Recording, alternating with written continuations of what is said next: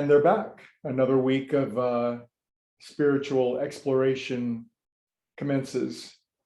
Way back in the day, in the olden days of our meditation tribe, I used to sort of use the tagline that these little talks were designed to help us understand more fully the benefits of meditation, so that we could get the benefits of meditation from lots of different angles, not just the benefit of meditation itself, but an intellectual understanding of what it does and why it helps. Because when our intellect and our emotions and our body are aligned with our spiritual self, then that's an extraordinarily powerful connection of all the different aspects of our being.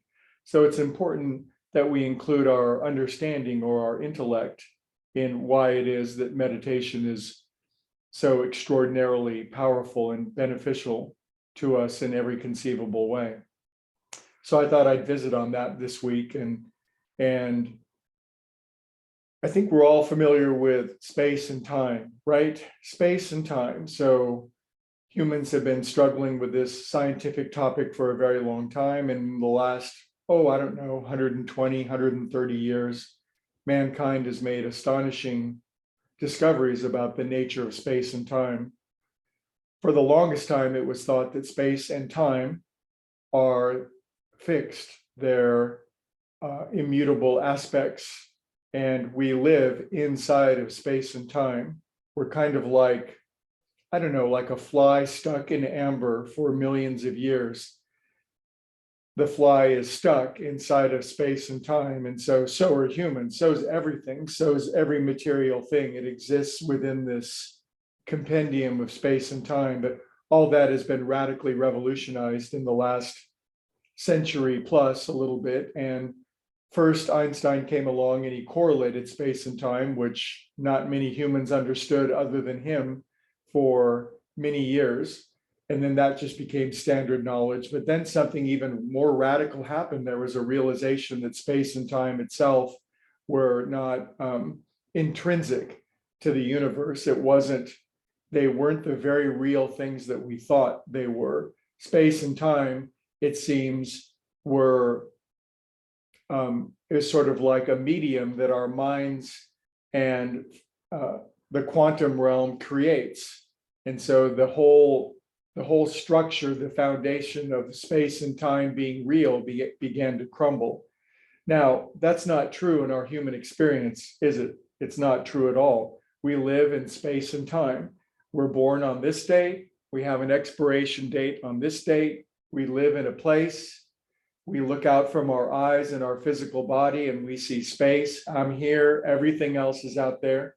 What could possibly seem more true in our experience, in our mortal experience, than space and time? Nothing, unless you're able to see through it. What do you mean, Greg, by being able to see through space and time? Well, have you ever noticed that when things are going smoothly and harmoniously and happily, and there's a nice flow of joy and well-being in your life, how little space and time push on you? It's kind of like when you're doing something that you love, you're not really keeping track of time and where you are. Sometimes, I don't know, you're surfing off of Malibu and space and time completely disappear. All there is this thing called flow state. There's no space and time.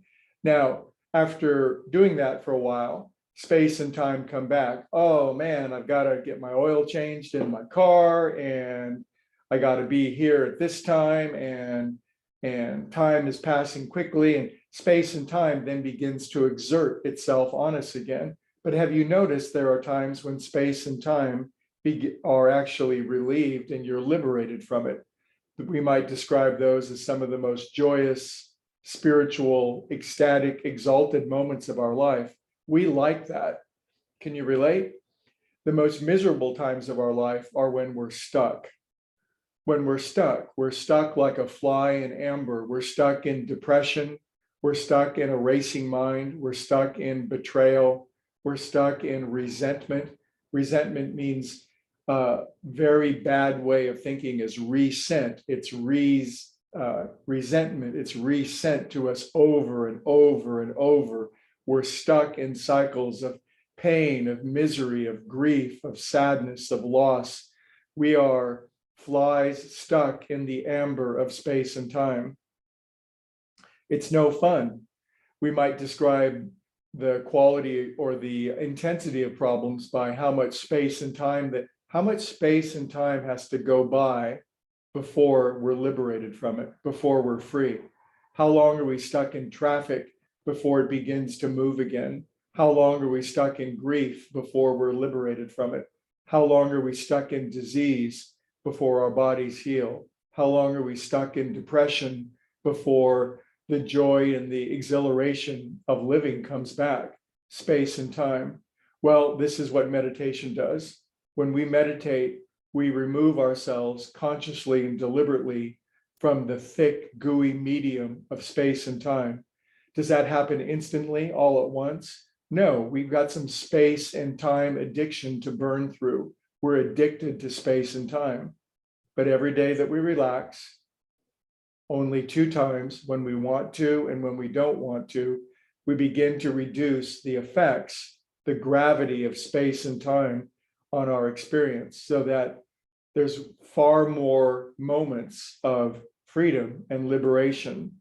Life becomes a million consecutive moments of now, of just, well, in one scripture it says from glory to glory. So this is the great benefit. So of course, we know things will happen to us in the future where we'll be buffeted, storms will come. The question is, how long will we be stuck there? How much time will we have to spend there?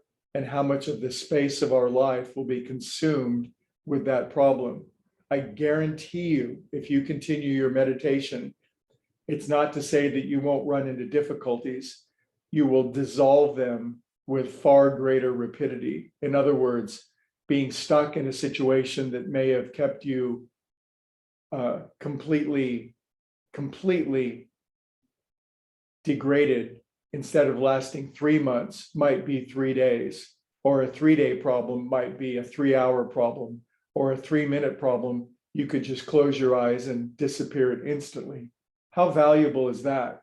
Because in meditation, you remember your spiritual status, which is in no way impeded or affected by space and time.